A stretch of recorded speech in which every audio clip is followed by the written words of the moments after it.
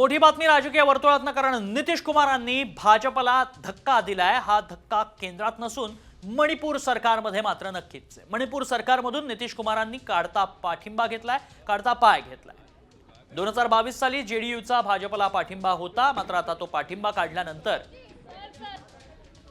नितीश कुमारांनी धक्का दिल्याचं पाहायला मिळतंय। मात्र तरी देखील पाठिंबा जरी काढला असला तरी भाजप सरकारला तिथं काही धोका नाही। बिहारचे मुख्यमंत्री नितीश कुमारांनी भाजपला धक्का जरूर दिलाय। मणिपूर सरकारचा पाठिंबा नितीश कुमारांच्या जेडीयूनं काढून घेतलाय। अधिक माहिती जाणून घेऊ, आमचे प्रतिनिधी प्रमोद जगताप सध्या संपर्कात आहेत। प्रमोद, धक्का देणारे नितीश कुमार आणखी एक धक्का देऊ पाहतायत भाजपला, मणिपूरमधनं पाठिंबा काढून घेतलाय, काय अधिक तपशील?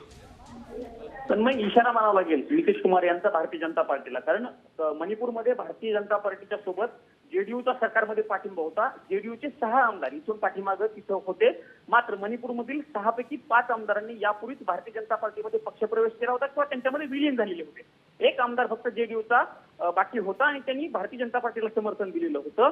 त्या आमदारानं आता भारतीय जनता पार्टीच्या मणिपूर सरकारमधनं पाठिंबा काढून घेतलेला आहे।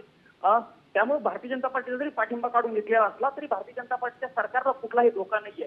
बिरेन सिंग यांचं सरकार असंही भारतीय जनता पार्टीच्या नक्कीच, त्यामुळे आता याकडे इशारा म्हणून पाहावं लागेल। नितीश कुमारांचा भाजपला इशारा पाहायला मिळतोय।